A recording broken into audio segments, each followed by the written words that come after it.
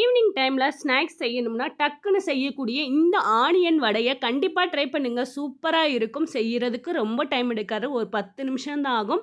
நல்ல டேஸ்ட்டான இந்த வடையை எப்படி செய்கிறதுன்னு பார்க்கலாம். இந்த ரெசிபிக்கு நான் வந்து ஒரு 5 பெரிய வெங்காயத்தை நீல வாக்கில் கட் பண்ணி ஒரு மிக்சிங் பவுலில் சேர்த்து அதை கையில் நல்லா பிசைஞ்சு விடுங்க. அப்போ தான் உதிரி உதிரியாக கிடைக்கும். இந்த மாதிரி இது கூட மிக்ஸ் பண்ணதுக்கப்புறம் இது கூட ஒரு கைப்பிடி அளவுக்கு கொத்தமல்லி, கொஞ்சமாக இஞ்சி, கருவேப்பிலை, பச்சை மிளகா கொஞ்சமாக சேர்த்ததுக்கப்புறம் கொஞ்சமாக உப்பு சேர்த்துக்கிறேன். 1/2 ஸ்பூன் சோம்பு, 1/4 ஸ்பூன் பெருங்காய பவுட்ரு, தனி மிளகாய்த்தூள் 1/2 ஸ்பூன், 1 கப்பு கடலை மாவு, 1/4 கப்பு அரிசி மாவு சேர்த்து நல்லா மிக்ஸ் பண்ணிக்கிறேங்க. அரிசி மாவுக்கு பதிலாக மைதா மாவோடு சேர்த்துக்கலாம். சேர்த்துட்டு தண்ணி எதுவும் சேர்க்காம அந்த ஆனியன் உள்ள தண்ணியே கரெக்டாக இருக்கும்.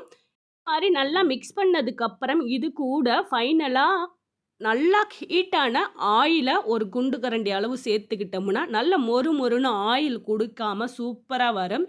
சேர்த்துட்டு நல்லா மிக்ஸ் பண்ணிவிட்டு ஒரு உருண்டை மாதிரியே பிடிச்சிட்டு வடை எந்த மாதிரி தட்டுவோமோ அந்த மாதிரி தட்டிட்டு ஆயிலில் சேர்க்க வேண்டியதான். இது மாதிரி எல்லாத்தையுமே முதல்ல ரெடி பண்ணி வச்சுக்கிறேங்க. அடுத்து ஒரு கடாயில் ஆயில் சேர்த்துருக்கேன். ஆயில் நல்லா ஹீட் ஆனதுக்கப்புறம் அடுப்பை மீடியம் ஃப்ளேமில் வச்சுட்டு ரெடி பண்ண அந்த ஆனியன் வடையை எல்லாம் இதில் சேர்த்துக்கிறேங்க. உடனே திருப்பி விடாதீங்க.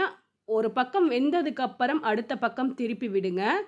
இது ஆனியன் உள்ள அந்த தண்ணி சத்து வற்றி வேக கொஞ்சம் டைம் எடுக்கும். நல்லா வெந்ததுக்கப்புறம் நல்ல டேஸ்ட்டாகவும் மொறு மொறுன்னு இருக்கும். பாருங்கள், அந்த சலசலப்பு நல்லா குறைஞ்சதுக்கப்புறம் கலர் சேஞ்ச் ஆகி வருது. வந்ததுக்கப்புறம் எடுத்து சர்வ் பண்ணுங்கள்.